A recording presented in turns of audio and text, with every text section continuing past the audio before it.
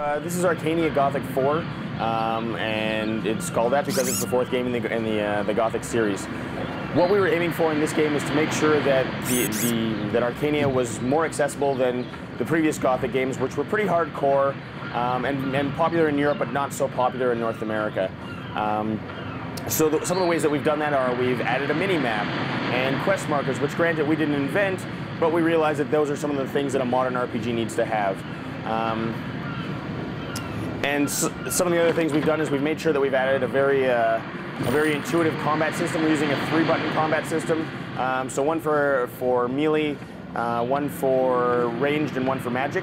However, as you go through it, we've got a pretty robust skill set, and if you take a look, each of the different shields on our skill tree represent a different skill. So although I've only got one button for melee, as I go along, I'm going to get more and more abilities with it. A good example is if I press X once, I get sort of a regular swing. But if I level it up, I'll eventually get a glow on my weapon, my sword or my axe or whatever, and I'll be able to go ahead and pull off a combo if I click the button or I press the button at the right time.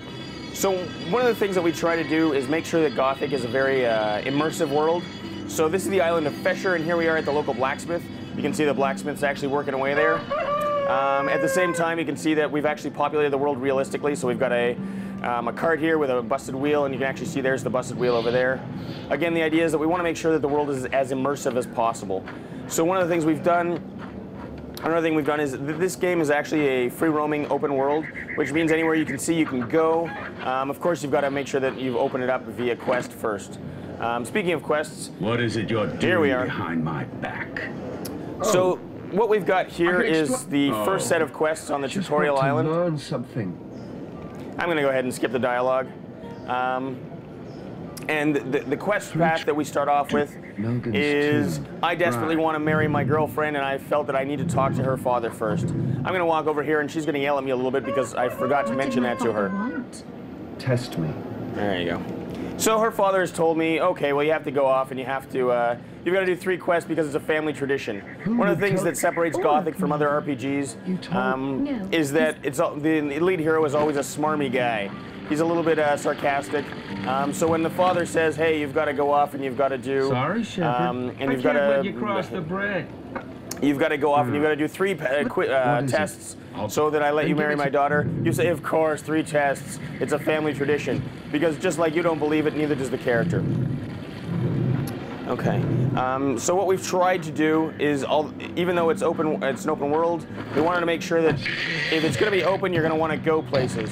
So if you look around, you're always going to see really beautiful vistas, interesting places to go, including shorelines and mountains, all kinds of caves, and so on and so forth. And I'll show you that in a second. As far as collecting goes and leveling goes, the game is about 35 hours if you're just doing sort of a regular playthrough. If you wanted to collect everything in the giant world, you could certainly go a lot longer. If you're a completionist or you just want all of the achievements or trophies. And as far as collecting goes and leveling goes, there's about 100 plus weapons, axes and swords and giant battle axes and bows and crossbows. We've got a pretty robust magic system. So you've got 3 main spells. But as you go, they're going to level. Oh, there we go. Let's go ahead and kill these mole rats. Something that makes Gothic very special is that when you kill something, you actually get what you expect to. So when I kill these mole rats, I'm getting some fat and some meat, and I'm not going to find a suit of armor or 50 gold on them. I'm going to be able to use my cooking ability later on, assuming I find a recipe, so I can cook the mole rat meat up, and I'll be able to make some food that'll either heal me or buff me or something along those lines.